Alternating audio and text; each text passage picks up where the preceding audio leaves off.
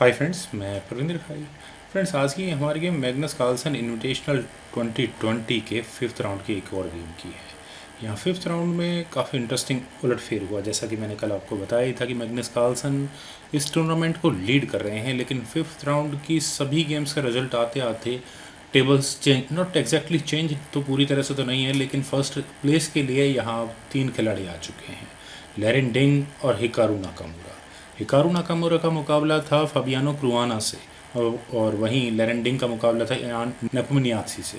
Friends, इस पूरे tournament में हर एक राउंड पर आपस में खिलाड़ियों के 5-5 गेम्स हो रहे हैं। रैपिड गेम्स हैं तो गेम की क्वांटिटी भी काफ़ी अच्छी खासी है।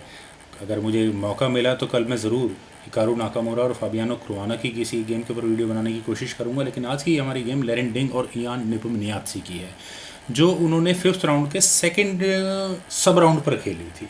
तो आइए फ्रेंड्स, सीधा इस गेम को शुरू करते हैं। यहाँ गेम की शुरुआत की लेरेन डिंग ने D4 के साथ नाइट F6 यहाँ नेपोम्नियात्सी ने किया, C4 G6 F3 then D5 C takes D5 knight takes D5 then E4। तो नाइट पर अटैक बनाए, नाइट गया B6 स्क्वायर पर, नाइट C3 तो बिशप G7 स्क्वायर पर, देन बिशप E3 और इसके बाद यहाँ नेपोम्नियात्सी ने सबसे पहला काम कैसल करने का किया, क्वीन D2 तो नाइट C6 स्क्वायर पर। और गेम का पूरा प्रेशर फिलहाल थोड़ी देर के लिए कम से कम इस D4 पॉन पर तो आ ही गया है। अब दो रास्ते हैं, या तो इस D पॉन को आगे पुश कर दिया जाए, जो कि शायद ठीक नहीं है। यहाँ लेरेन डिंग ने किया कैसल लॉन्ग साइड, और कैसल भी हो गया, पॉन का डिफेंस भी हो गया, क्वीन गई D6 स्क्वायर पर। ये मूव थोड़ा सा तो नहीं कहूँगा, क्योंकि यहाँ वाइट को मौका मिला अपने नाइट को B5 स्क्वायर पर ले जाकर वापस उस क्वीन पर अटैक बनाने का, तो क्वीन को दोबारा मूव करना होगा। क्वीन गई D7 स्क्वायर पर, इसीलिए वेस्ट ऑफ अ मूव है। तो किंग B1 यहाँ पहले वाइट ने किया, देन A6 नाइट पर अटैक बना, नाइट गया वापस C3 स्क्वायर पर, रुक D8 तो D5। और जैसे ही यहाँ इस डी पॉन पर इस तरह का अटैक बना कि ये रुक भी शामिल हो गया इस अटैक में, तो वाइट ने अपने इस डी पॉन को आगे पुश कर दिया है और नाइट पर अटैक बना है। तो अब ब्लैक क्या करे, अपने नाइट को मूव कर ले, लेकिन इयान नेपोम्नियात्सी ने अभी यहाँ अपने नाइट को मूव नहीं किया, उन्होंने यहाँ अपनी क्वीन को हटाया E8 स्क्वायर पर, और आप कह सकते हैं कि रुक के सामने सीधा क्वीन को रख दिया है, तो इट मीन्स ये पॉन फिलहाल पिन हो चुका है। तो क्वीन गई C1 स्क्वायर पर, देन नाइट A7, उसके बाद यहाँ ब्लैक ने अपने इस नाइट को बचा लिया, H4 तो नाइट B5 स्क्वायर पर, ऑफरिंग नाइट एक्सचेंज। लेकिन यहाँ अभी लेरेन ने नाइट एक्सचेंज नहीं किया, उन्होंने यहाँ अपने दूसरे नाइट को E2 स्क्वायर पर प्लेस किया, देन E6। और फ्रेंड्स, यहाँ मेरे ख्याल से वैसे तो ये गेम ठीक ठाक चल रही है, लेकिन वाइट के पास एक वाइल्ड गेम खेलने की ऑप्शन है। वाइल्ड गेम मैं क्यों कह रहा हूँ, क्योंकि नाइट टेक्स B5 क्लियरली यहाँ है। सबसे पहले तो B5 में पॉन डबल हो रहे हैं, A टेक्स B5 करना होगा, उसके बाद bishop D4, bishop exchange offer भी हो सकता है, तो bishop takes D4 knight takes D4 then E takes D5। अगर E टेक्स D5 हो तो उसके बाद क्वीन टेक्स C7, और यहाँ ये क्वीन सीधा C7 स्क्वायर पर जाकर एंट्री लगाएगी, और यहाँ नाइट पर भी अटैक होगा। तो पहले नाइट को मूव करना होगा, नाइट के लिए एग्रेसिव स्क्वायर मिलता है ब्लैक को, नाइट जाता है C4 स्क्वायर पर, और फिर इसके बाद अगर वाइट चाहे तो अपने उस अटैक को कंटिन्यू कर सकता था जो यहाँ उन्होंने गेम में लगाया था H5 का। लेकिन यहाँ इसी पॉइंट पर वाइट ने अपने इस H पॉन को आगे पुश किया H5 स्क्वायर, तो E takes D5 then H takes G6। और फ्रेंड्स, जब भी ये मूव होता है मैंने अक्सर देखा है लोग कंफ्यूज रहते हैं, मैं खासकर यहाँ सोच यही रहती है कि इस पॉन एक्सचेंज को F पॉन से कंप्लीट किया जाए या H पॉन से। H पॉन से किया तो ये रुक का रास्ता खुलता है, लेकिन फिर भी प्रेफरेबल ये H पॉन से ही एक्सचेंज करना ज़्यादा बेटर होता है, जो कि यहाँ इयान नेपोम्नियात्सी ने नहीं किया था। उन्होंने यहाँ किया था F टेक्स G6। लेकिन फ्रेंड्स, अगर मैं यहाँ H टेक्स G6 के ऑप्शन को कंसिडर करूँ तो ये गेम काफ़ी हद तक इक्वल कंसिडर की जा सकती है। यहाँ वाइट अब नाइट टेक्स D5 के ऑप्शन कंसिडर कर सकता है। नाइट टेक्स D5 अगर होगा तो फ्रेंड्स ये थोड़ा सा इंटरेस्टिंग होगा। वाइट यहाँ कर सकता है बिशप G5, और डायरेक्टली जो भी गए यहाँ इस रुख पर अटैक होगा, और क्वीन का रास्ता तो आप देख ही सकते हैं कि क्वीन खैर अभी तो 7th रैंक में नहीं जा रही है क्वीन, ये नाइट E7 स्क्वायर पर जा सकता है, और फिर फर्दर ये गेम आगे बढ़ सकती है, गेम इक्वल रह सकती थी। या फिर यहाँ इस पोजीशन से नाइट टेक्स B5 की ऑप्शन भी कंसिडर की जा सकती थी। वो क्यों की जा सकती थी, A टेक्स B5 होने के बाद क्वीन C7 स्क्वायर पर जाकर आराम से वापस इस नाइट पर अटैक बना सकती थी, डबल अटैक होगा। पर चलिए छोड़िए फ्रेंड्स, आइए वही देखते हैं जो इस गेम में हुआ था। यहाँ ब्लैक ने किया था F टेक्स G6, अपने पॉन को एफ पॉन से, और एफ पॉन से लेने के बाद आप देख सकते हैं कि डायगोनल ओपन हो जाती है। इस चीज़ का ड्रॉबैक तो रहता ही है। वैसे अब वाइट के लिए क्या ये D5 पॉन लेना आसान है? यहाँ ब्लैक के पास बहुत गजब की टैक्टिक्स है।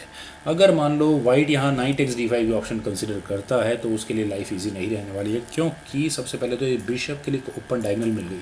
जिस डायगोनल के बारे में अभी मैं वाइट के लिए कह रहा था वो यहाँ ब्लैक को पहले मिल सकती है, और यहाँ से अगर ये गेम आगे बढ़ती है तो नाइट एक्स D5 होगा, और उसके बाद चलिए चाहे वाइट यहाँ कुछ भी करे, इस पॉन और नाइट एक्सचेंज को कंप्लीट करे या फिर अपने बिशप को ले जाकर यहाँ रुक पर अटैक बनाए। चलिए मैं करके देखता हूँ।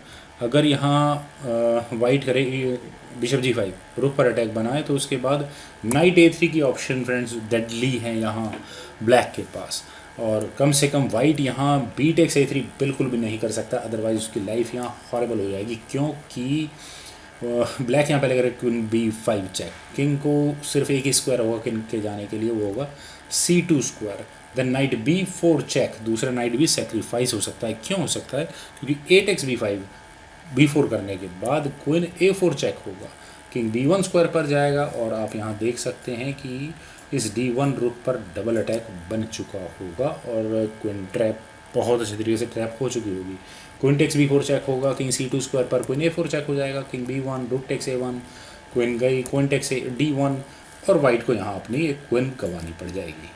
तो आप ये D5 पॉन को एक ट्रैप के रूप में ज़रूर देख सकते हैं।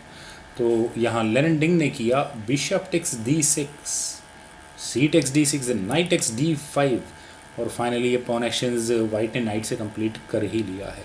Bishop E6, then knight at E goes to F4, bishop पर अटैक, तो बिशप गया F7 स्क्वायर पर, bishop takes B5, A takes B5, और लेरेंडिंग ने जो सबसे डेंजरस काम यहाँ इस गेम में किया है वो है यहाँ आप देख सकते हैं कि B5 में 3 पॉन्स आ चुके हैं, और मेरे ख्याल से तो अगर मेरी सिचुएशन अगर ब्लैक वाली होती तो मैं इसी पॉइंट पर सिर्फ 3 पॉन्स होने की वजह से ही रिज़ाइन कर देता, क्योंकि कितने पॉन बचेंगे इसमें से, ज़्यादा देर तो लगेगी नहीं इन पॉन्स को जाने में।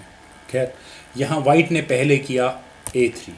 वैसे ये क्वीन वाइट की काफ़ी अच्छे स्क्वायर पर तो कम से कम नहीं कही जा सकती बिल्कुल भी, क्योंकि वजह आप देख ही सकते हैं, कुछ भी हो सकता है। खैर ये मेरी सोच है यहाँ पर। और वाइट का जो ये A3 मूव चला है वो इसलिए चला है कि यहाँ बिशप और रुक का काफ़ी डेडली अटैक बन रहा है, लेकिन जब ये A3 मूव चल ही दिया है तो वाइट का यहाँ अगला मूव होने वाला है अपने नाइट को C7 स्क्वायर पर ले जाकर क्वीन और रुक पर फॉक का।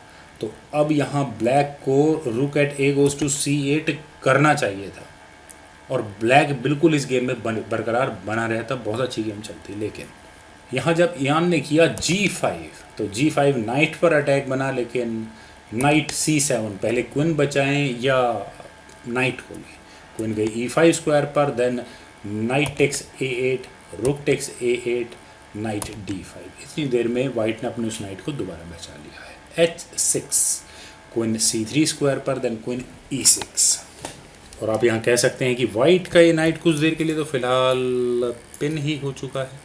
तो लेरेंड ने यहाँ किया queen B4, king H7 square पर, ताकि यहाँ वाइट अपने इस नाइट को रीशफल ना कर ले। रीशफल तो अभी भी कर सकता है, रुक D2, देन रुक C8, क्वीन E7, और क्वीन एक्सचेंज ऑफर है, मेरे ख्याल से ब्लैक कंसिडर कर सकता है, लेकिन करे तो वाइट तो बहुत लीड में होगा। Queen takes C7, knight takes C7, रुक पर अटैक बनेगा तो रुक जाएगा C7 स्क्वायर पर, तो और उसके बाद नाइट F5, ये नाइट बहुत अच्छे से रीशफल होकर एक अच्छे स्क्वायर पर आकर बैठ जाएगा, और उसके बाद अब 10 मेटेरियल एक्सचेंज ही तो करना है यहाँ वाइट को।